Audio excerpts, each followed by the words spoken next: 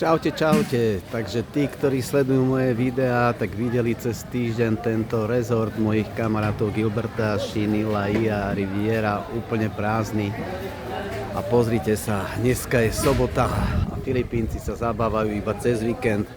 Pozrite sa, jak to tu žije, úplne plné. Je tu vyše 200 ľudí v tomto rezorte ubytovaných.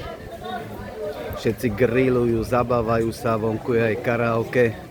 Len to nechcem moc snímať, lebo potom mi prídu autorské práva. Ale len tak vám to ukážem v krátkosti. Pozrite sa na to, koľko ľudí. Neskutočné.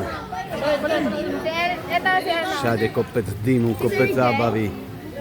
Pozrite. Magandang hapon!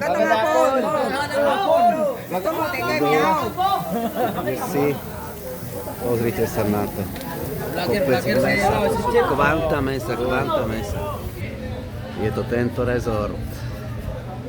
Môj najobľúbenejší. A tu, ako vidíte, z každého stánku vrieska iná muzika. Všetci spievajú, radujú sa. Sú tu takíto predavači. Tento predáva opasky, ten predtým predával okuliare. Všetko tu teraz funguje. Všetky atrakcie, banány, točiace sa kolesa na mori. A pozrite sa, čo tu títo pripravujú. Kopec mesa.